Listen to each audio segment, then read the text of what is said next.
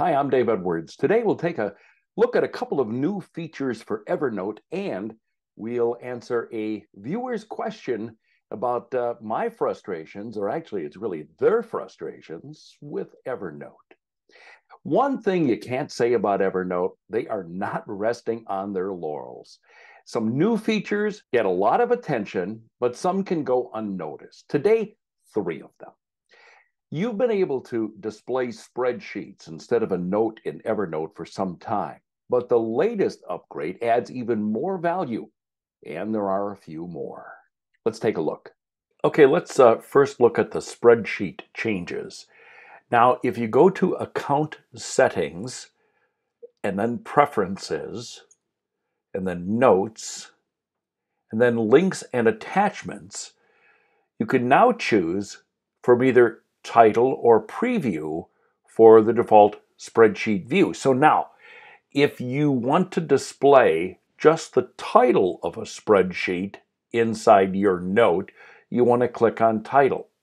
If you want the full-blown preview of the spreadsheet, then you're going to want to click on Preview.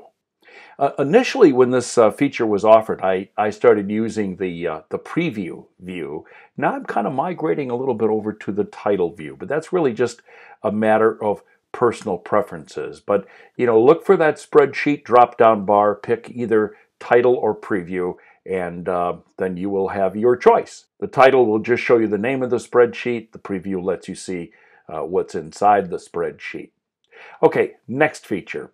If you have any problems with what Evernote calls blurred text or things not rendering correctly, you can disable a feature called hardware acceleration to see if that helps. I'll be candid with you.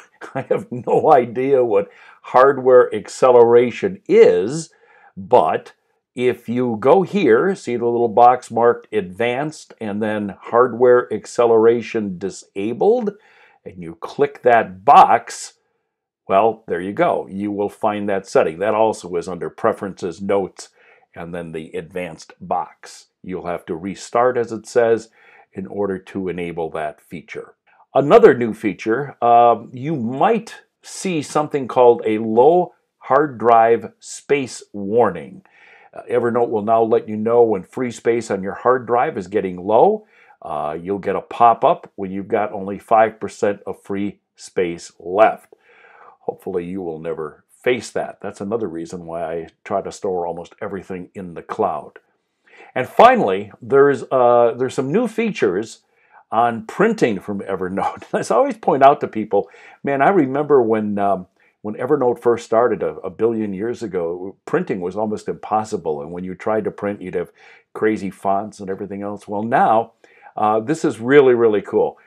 So if you click on the print function, now what you're going to see is a preview window on your left, and then you're going to see a print page, like you're probably familiar when you work within Word or some other document.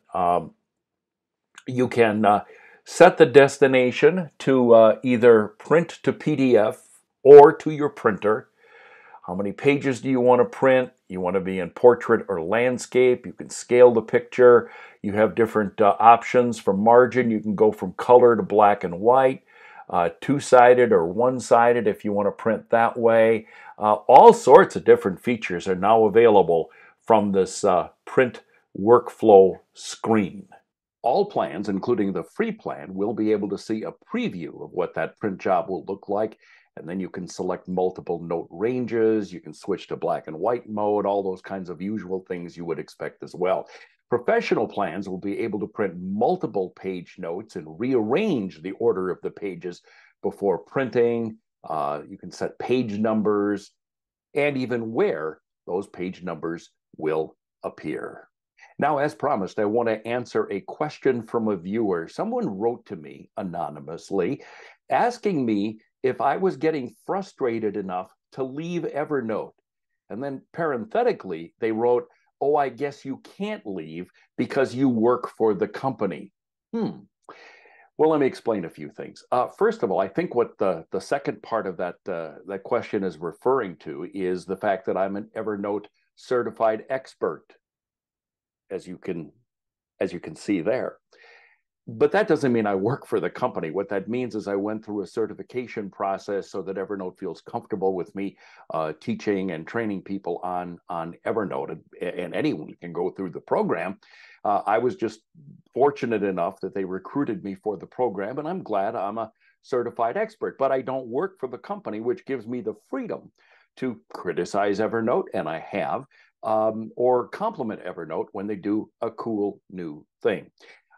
Am I frustrated with Evernote? Obviously, not as much as this viewer is. I mean, sure, there are things that I don't like about it, but hey, here's a headline. There are things about Microsoft Word I don't like, or PowerPoint. I mean, nothing's ever going to be perfect in this world. And I would encourage that viewer to just, chill, adapt, or leave, go find something else. I mean, there's nothing criminal about leaving Evernote. And if you follow in some of the news groups, there are people who are saying, well, I may just have to leave. If Evernote doesn't suit your needs anymore, then yeah, then you should leave. But for my point of view, Evernote's great, and I'm willing to put up with some of the bugs and some of the changes. I mean, Evernote's going through a lot of changes with the new ownership, but so far I like what they're doing. And I feel confident that they'll be able to get rid of some of the bugs that frustrate me and possibly frustrate you. So no, I don't see myself leaving Evernote anytime soon.